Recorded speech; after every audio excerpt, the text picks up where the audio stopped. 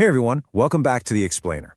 Today we are diving straight into the incredibly passionate and complex theological worldview presented by Closer to Yah Ministries in their sermon, A Paved Way.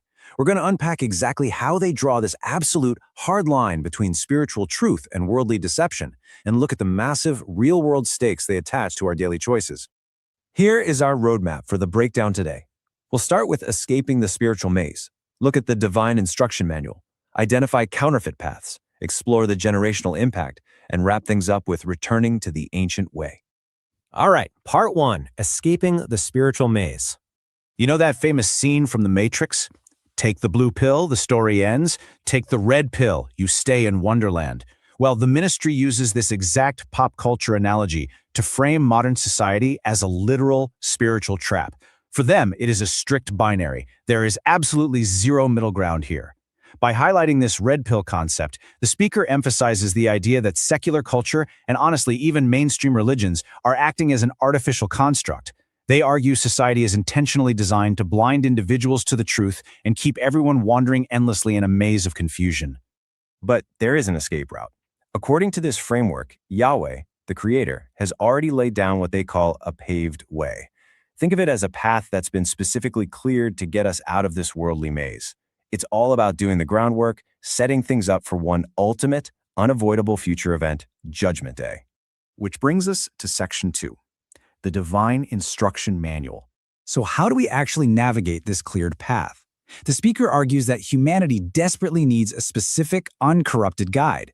They vividly compare this to a manufacturer's instruction manual. I mean, think about it. You wouldn't try to assemble a dining table using chair legs, right?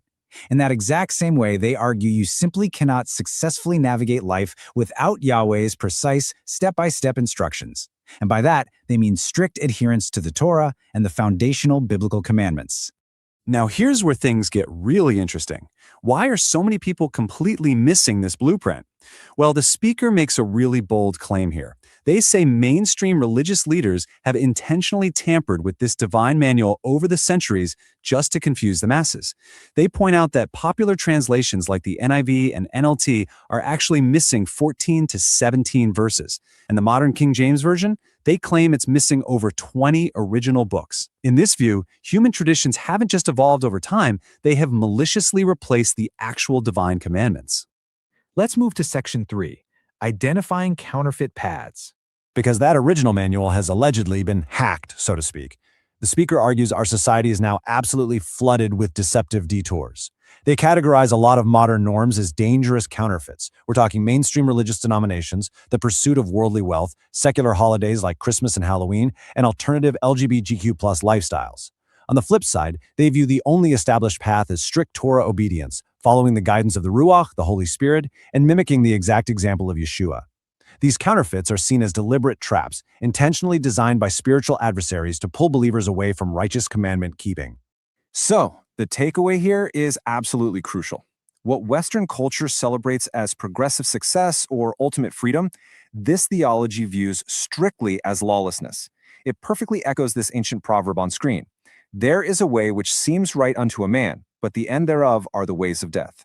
A path might look incredibly appealing, wealthy, or joyful on the surface, but if it veers away from the Torah, well, they argue it literally ends in spiritual death. Let's see how this all connects in Section 4, the generational impact. These choices carry massive, real-world stakes. The speaker firmly believes that our decisions are never made in a vacuum.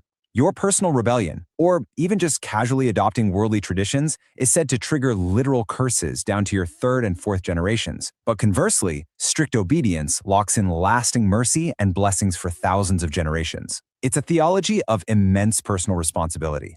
You are quite literally walking this path for the sake of your great-great-grandkids.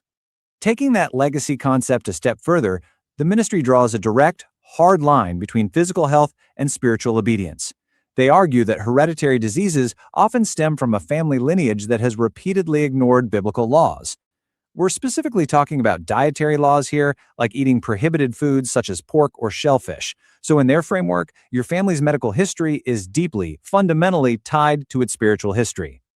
Finally, we arrive at Section 5, returning to the ancient way.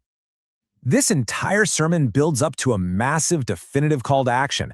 The speaker explicitly urges listeners to stop looking for shortcuts, ditch the modern religious titles, and completely reject the influence of what they call modern Babylon. It's all about embracing those ancient paths. They frame Yeshua as the ultimate legal advocate during divine judgment. But, and this is a major but, this advocacy is only guaranteed for those who can present hard evidence that they've been strictly guarding the commandments. Ultimately, this whole theological framework drops a pretty profound question right in our laps. Which path will you choose to leave for the next generation? Are your daily moral choices building a legacy of spiritual bondage, or are they securing lasting generational blessings? Thank you so much for joining me as we unpack this worldview today.